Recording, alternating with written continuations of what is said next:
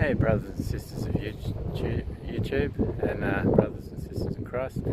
I was just thinking about my situation with a narcissist, and it reminds me of, Rambo 1. How Rambo is an ex-military and he gets dropped off into a town, and then straight away the sheriff is harassing him, and basically he has the whole town going after him, like 200 different people trying to kill him, and just slandering him and saying he's a bad guy. And in my situation, I lived in Perth, and I was coming up weekends to Geraldton to see my then partner, and so I wasn't affected for the first 6 months because I was working in Perth and coming up.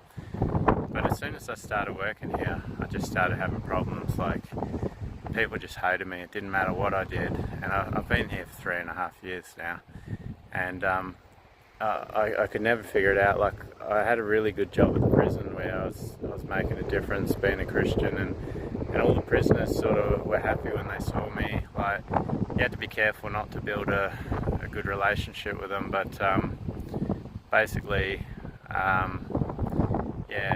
was doing everything right there, and like they just pushed me out of the place, and I was like, what's going on here? So I ended up leaving, thought, okay, fair enough.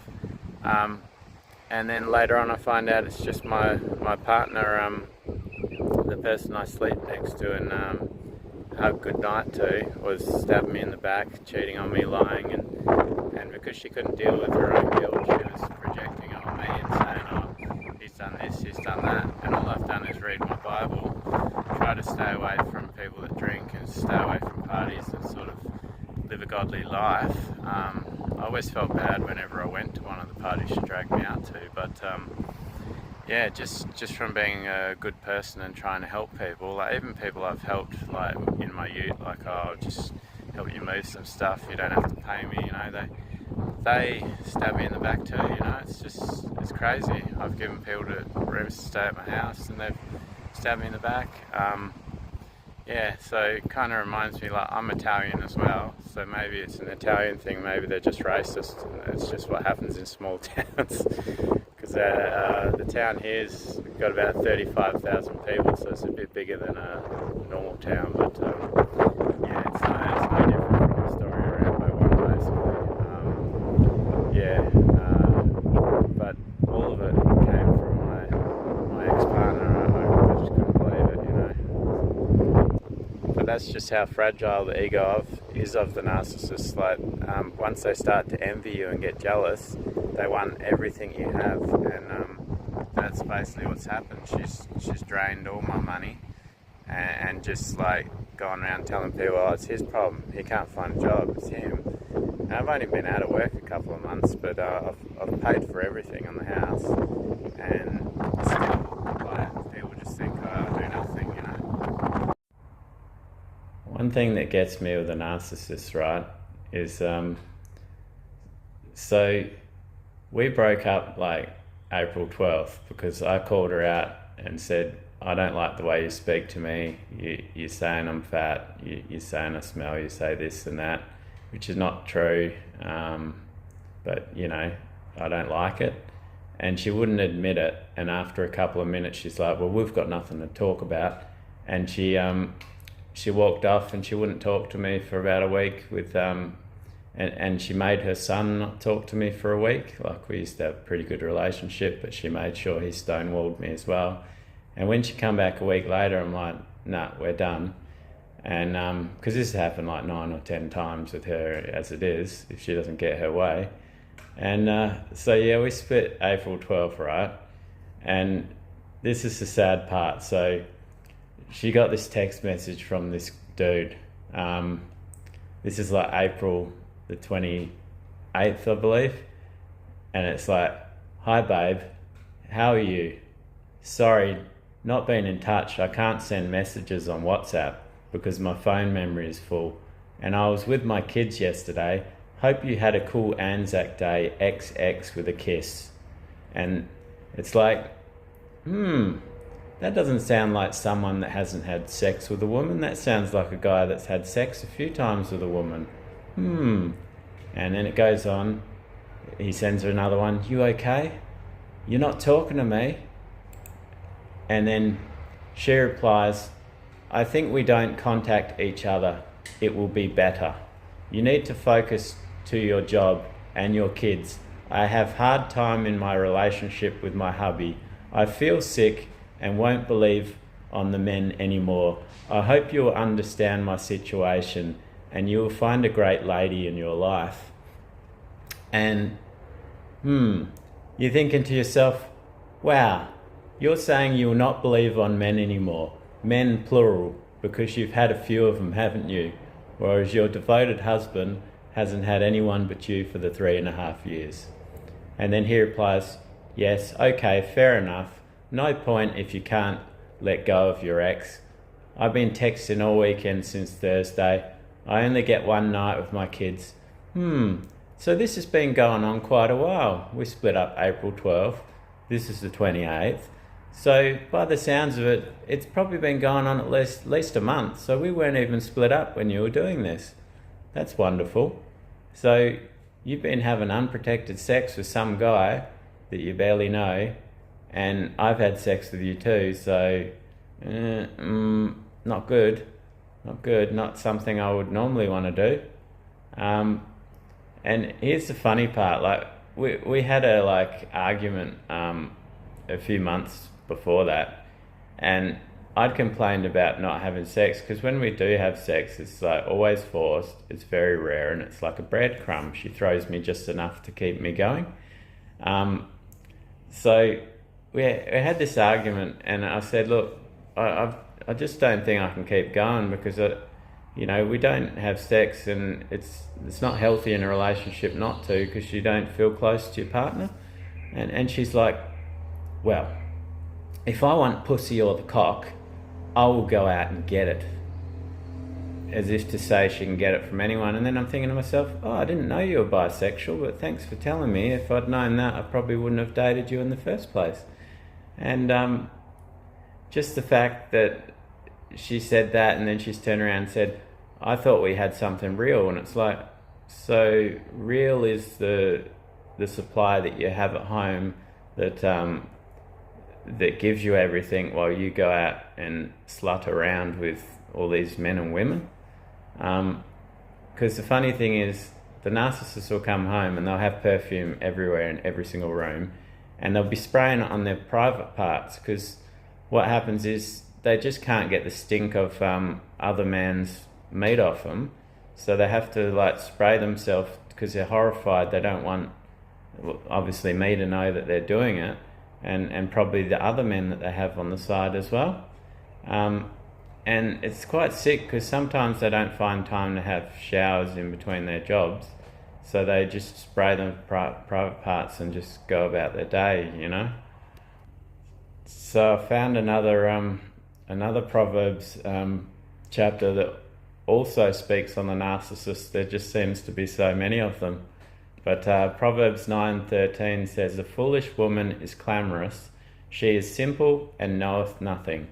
For she sitteth at the door of her house on a seat in the high places of the city, to call passengers who go right on their ways. Whoso is simple, let him turn in hither. And as for him that wanteth understanding, she saith to him, stolen waters are sweet, and bread eaten in secret is pleasant. But he knoweth not the dead are there, and that her guests are in the depths of hell. Now all these Proverbs chapters, Proverbs 2, Proverbs 5, Proverbs 7, and now Proverbs 9, they all mention the narcissist, and the funny thing is, they all say that it leads to death when you go with one of these women. See, the worst part about it for me is that at least maybe 3 weeks ago, the narcissist just came back home as if nothing had happened. Like, she just started cleaning up the house and acting like she was just a housewife, just going about her chores as if nothing had happened. And I'm thinking to myself, what's wrong with the new supply? Why can't your 11-year-old son hang out with this new guy? doesn't he want to put up with two mental people that have issues and have social problems and are hard work? You've just got to come back here. Won't they let you stay overnight there? Won't they give you a place to stay? He'll just let you have sex with you, and he doesn't want to see your children. That's the saddest part. Like, they've done all these bad things, and it's just like, oh, I'll just pretend it never happened because, I've got no other options in my life. Because you think to yourself, the problem with a narcissist is, like, if you meet a woman that's in her 20s and she's sleeping around on you, you'd be like, oh, well, she's not very mature. I better just move on because, she's got some growing to do. But when they've hit their 40s and they're acting like they're in their 20s, like just some immature little girl that doesn't know how to communicate, just throws little patties if you call them out in any of their bad behaviour, this is what they're like, and they just get worse and worse and worse and they age. And they start aging rapidly too, because they get a couple of jobs, they make out like they're working all the time, and when they're not working they can't sleep because of all their guilt of all the bad things they do. So they're just on the go all the time, and they're just looking more and more ragged every time you see them. So for all my haters out there, if I'm such a bad guy that's done all these bad things she keeps saying that I do, because what they'll say is they'll go, oh, be careful with him. Yeah, he's got some problems. I don't want to say anything bad. And then that'll create doubt, and then someone will go around, they'll start looking at you and they'll just be all suspicious and they'll get all negative, and then they'll make up their own mind, and that's how they get you. And basically, if I'm all these bad things she keeps saying, why does she keep coming home? Why do you keep coming here? Go find another place to live. Yeah, so after that guy that she had, she, like a week later, a month later, she booked a couple of hotel rooms with her girlfriends, and I'm pretty sure she was sleeping with one of them, because I remember she came to the house once and she was real clingy. Like, I'd asked my then wife to basically get some friends for your kids to come over, and she brought this woman over, these younger kids, and it was the only person I've had over the house that has brought their kids over and hasn't left. And she was real clingy. She wouldn't leave my wife alone, and my wife was like, oh, isn't she strange? And trying to cover her back, because she'd obviously had like some sort of sexual relationship with her, because it all added up once she got the hotel rooms. And I'm just like, man, how can you have no conscience about this thing? But then you start to realise, like, what I've learned from my experience is, like, people that are evil, it's like breathing for them. Like, their lies and their cheating, it's like breathing. They live that. That's their truth. Like, to them, that is good.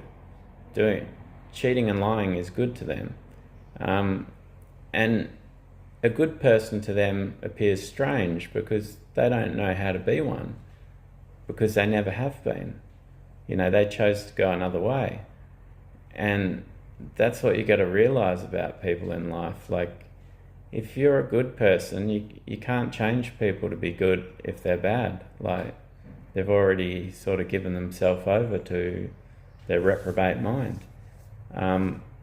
And she's been doing this for 30-something years. Since she was a kid, she would have suffered some trauma. Maybe she was abused by a family member, I don't know. But she decided to use that to be nasty. And so they know no other way. Yeah. In Galatians 6:7, it says, "Be not deceived, God is not mocked." So basically, for whatsoever a man soweth, that shall he also reap. So basically, God sees all. you know. And the thing with a narcissist is you're only going to ever find the tip of the iceberg, like just the surface level betrayals they've done. They've done what you think they've done many more. And just for an example, my ex-partner is she has 13,000 text messages saved on her iCloud, because they love to keep trophies of the people that they abuse and use, and all the little games they play. And she guards that phone with her life. Like, that phone never leaves her side. She takes it to bed with her, it goes in the toilet with her, it even goes in the bathroom. So if there's going to be any dirt on her, it's going to be on her phone. And I'll say the same thing to people that are suspicious about partners that are doing this to them, or family members. All the dirt's going to be on their phone, because they need to get validation from everyone. So you'll find it in there, and it's probably not going to be hard to find either. You just need to get a hold of that. So if you're in doubt, tell your partner, look, I want to look through your phone, you know. Yeah. Anyway, I hope this helps someone, and I hope it enlightens you to how they behave.